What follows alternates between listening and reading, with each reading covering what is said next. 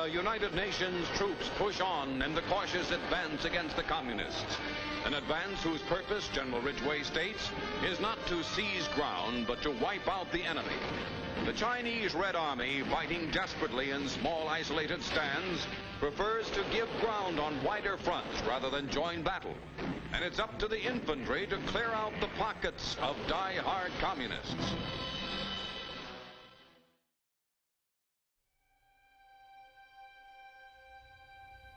I was grateful. I thank God every day for it, still do.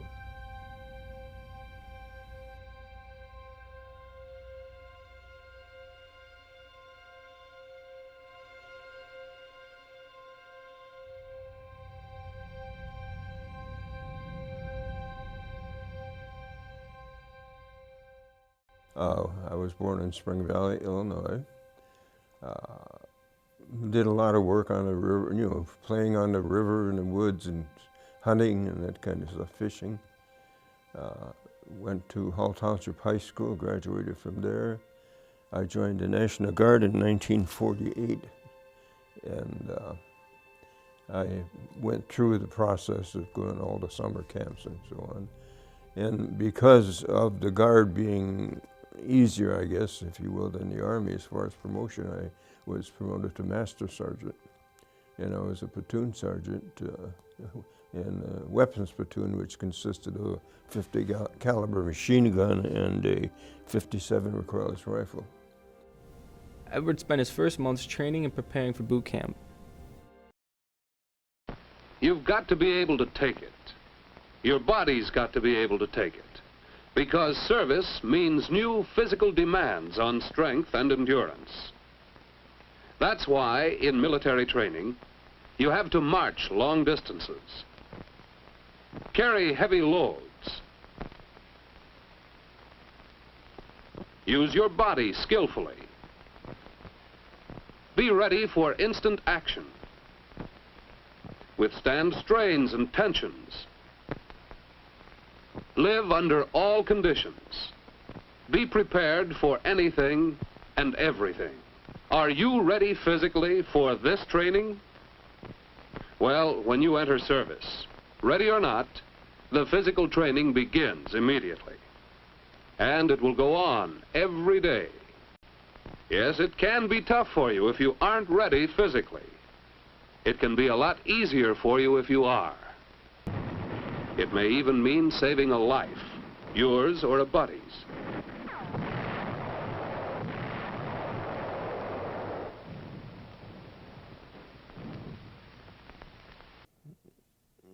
Well, being, you know, through those processes of boot camp in the first 3 years in the National Guard, it was different because you went home every night and that kind of thing. Just months after enlisting, Edward was promoted to Master Sergeant due to his hard work ethic and his ability to motivate others. I think the camaraderie we had, because a lot of us guys went to the same training in Fort Benning, which is a light infantry leaders course, and I think there's friendships that were made both before we went into active duty and even afterwards were a result of those early days. The Korean War began on June 25, 1950, when 75,000 soldiers from the North Korean People's Army poured across the 30th parallel. The 30th parallel is the boundary between the Soviet-backed Democratic People's Republic of Korea to the north and the pro-Western Republic of Korea to the south. This invasion was the first military action of the Cold War. By July, American troops had entered the war on South Korea's behalf.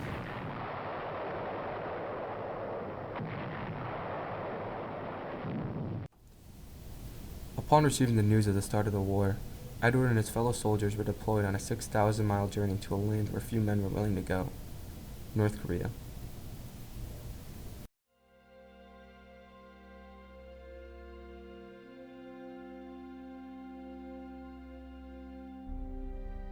I expected it, for one thing, and I had no fears or doubts about what I could do, and I went along with whatever they asked of me, and I probably didn't have any apprehension about going to Korea.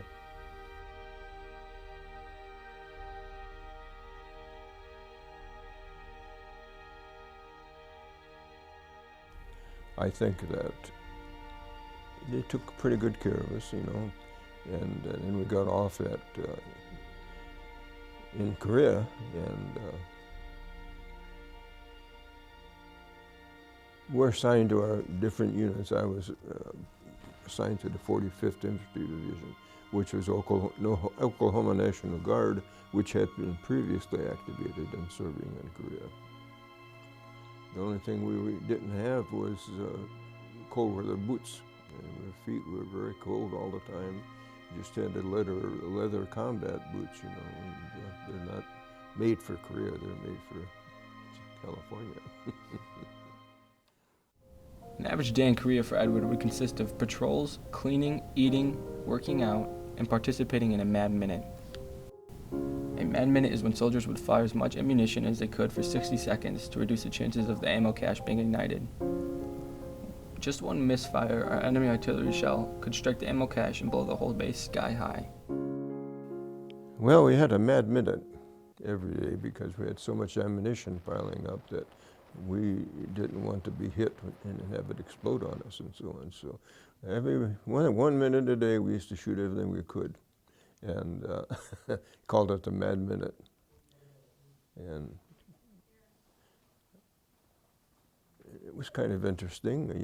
The 57 millimeters, a shell about 2.5 inches in diameter, or cross. And it made a pop when it landed. It wasn't a very large company, or a large explosion, but you could see it. And the 50 caliber machine guns had a long range as well.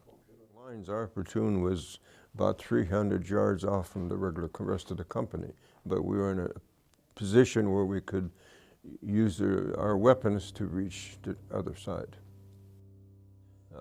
I was on my first patrol, and there were 3 guys and myself out to an observation post down the mountain a ways so that we could be closer to the other lines and observe what was going on. And in that process of going down this point in the mountain,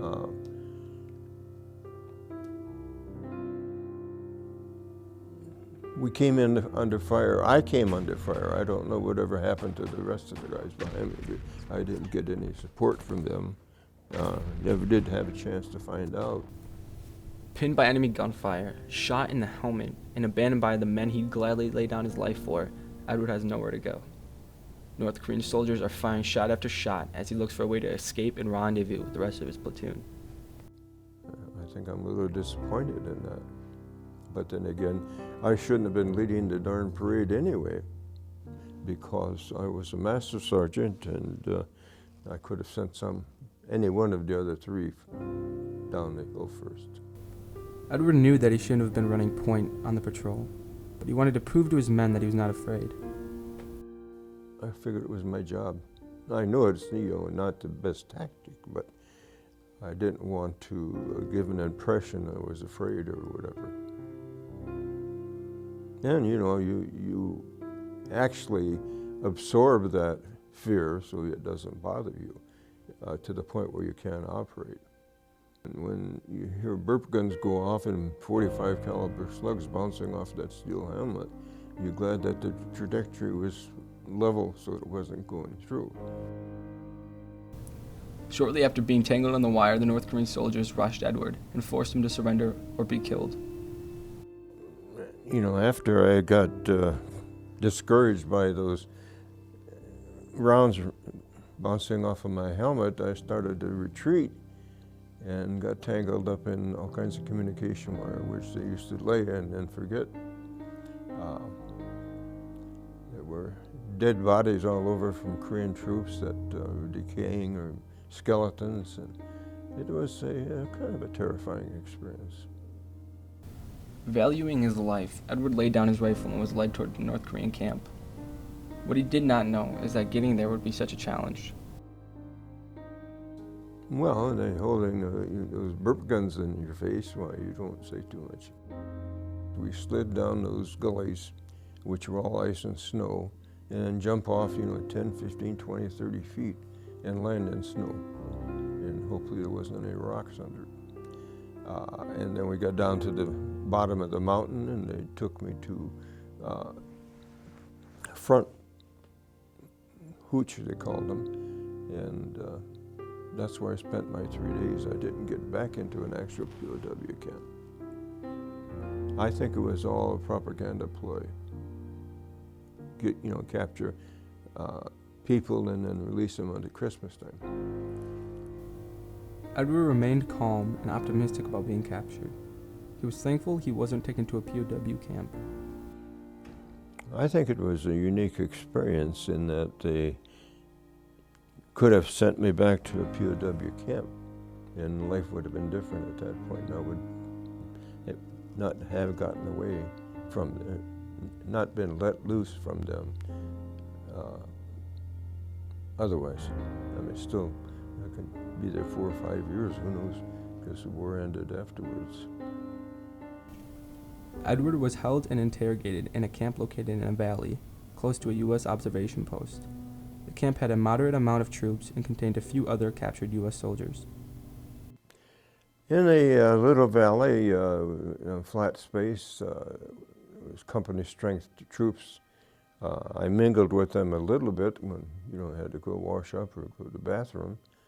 And there was one antagonist there that was giving me a hard time. Oh, he had a knife and he was going like this, and making motions. He couldn't speak any English, and of course I didn't know any Korean. But that's basically, it didn't bother me that much because I wasn't tied or anything. If he came after me with a knife, well, I think I would have done something. I know I wouldn't sit there and let him hurt me. But he stopped it because I complained about it. So, I don't know that I can remember the details in such a way as to be specific about how I was treated. I would think I was treated as well as I could be expected to be treated. Soon after confronting the Korean antagonist, Edward was led into a bunker to be interrogated. He was questioned by a North Korean captain who spoke very good English.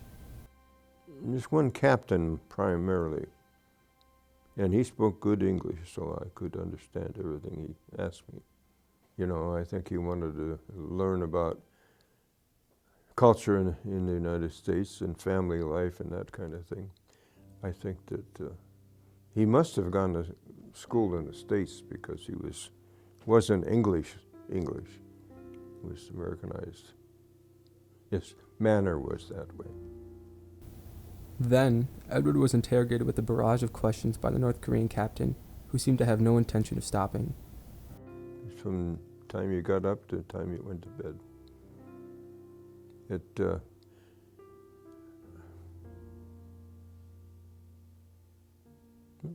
Constant. All kinds of questions. The interrogators started to ask Edward about his home life. They wanted to get an understanding of what the stereotypical American way of life was like. Just normal questions about home life and that kind of thing, which anybody could ask if you met a stranger. I think that the need for them to find out how life was in America, in the United States,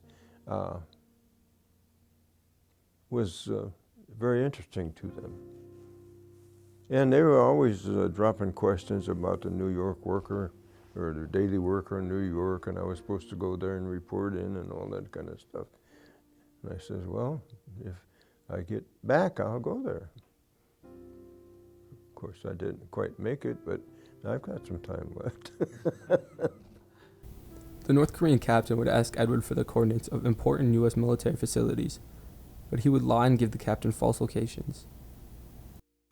I would give them locations that were nothing there. They probably knew I was pulling their leg, I suppose. They weren't dumb. This fellow was very intelligent. After what seemed like an endless day of questioning, Edward made it through his first day of being an American prisoner of war. The second day would consist of harsher questioning and attempts at political re-education. They'd show me different propaganda pieces that, they had created and so forth, and again, it must be true if it's printed and that kind of stuff. When the North Koreans realized that Edward was loyal and would not betray his men and his country, they started to take a more cautious approach to try and gain Edward's trust. A more cautious approach, I would say, in trying to get me to cooperate. And cooperate I did, but I had never agreed with them on anything. So really not cooperation, it was counter. When Edward's captors realized that he was not going to be of any use to them, they asked him what he planned to do if they let him go. They kept asking me what I wanted to do, and I said, well, I'd like to get back to my lines and go home, because line crossers, as we were called, weren't kept in Korea. I mean, it was just an Army policy. And so I kept saying, I want to go home. You know, I'm never come back here. I can't come back here and I'll cause you any problems. So why would you want to dump me off in a prisoner of war camp? So I was trying to play along with them as best I could with what I understood. On December 25th, 1953, after 3 days of endless interrogation, Edward Pastor was set free.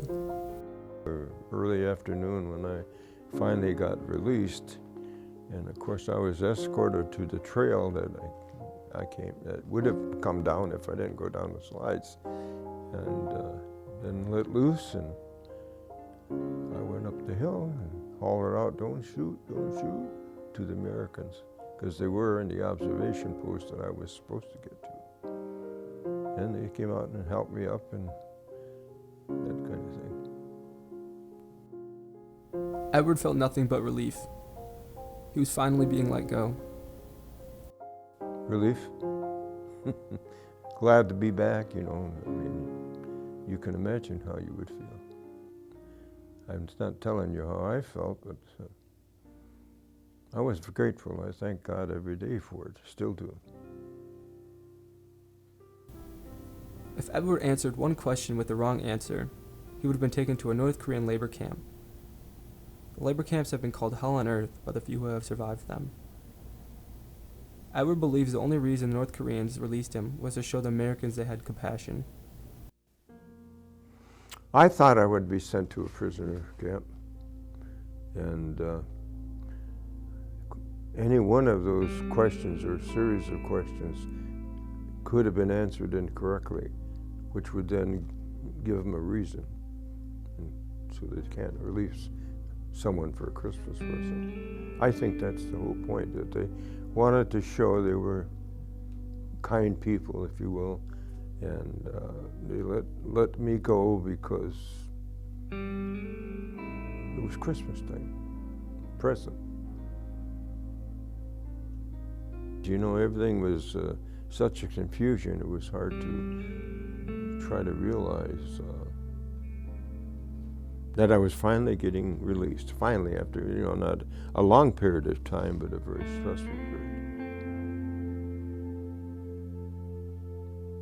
Once he returned to the American front lines, Edward was transported to the capital of South Korea to be debriefed. Well, they returned me back to the company, and I was then taken to an airstrip in a Piper Cub type airplane, picked me up and flew me to Seoul, which, you know, capital of Korea, South Korea. And I went through a debriefing process somewhat there, but then again I was flown back to Japan and went through an extensive debriefing process. They wanted to know everything and what I said, and much of the same kind of questions you're asking. Of course, it just happened, and I knew and remembered more at that time than I do now. After the debriefing process, Edward was able to choose where he wanted to be assigned in the United States. Where did I want to be assigned in the States? And I said Fort Sheridan, of course.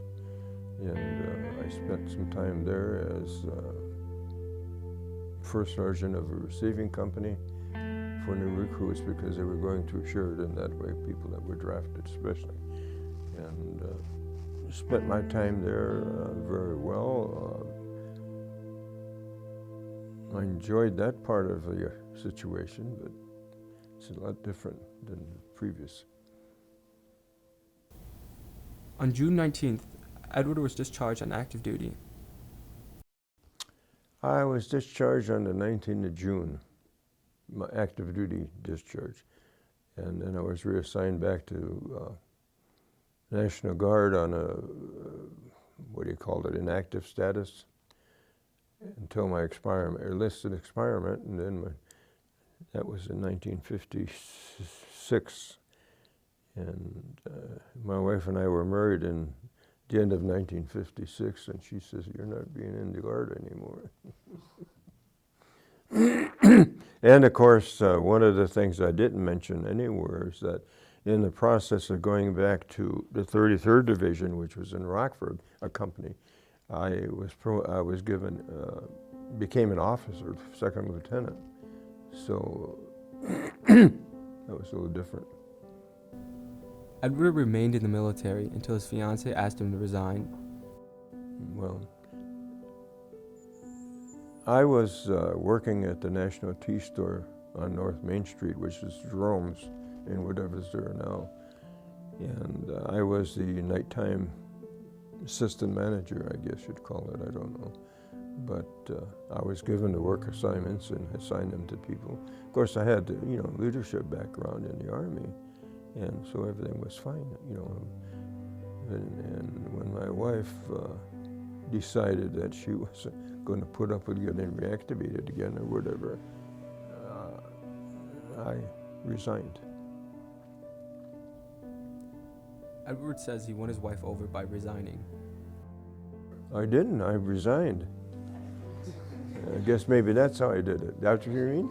Oh, okay. That's okay.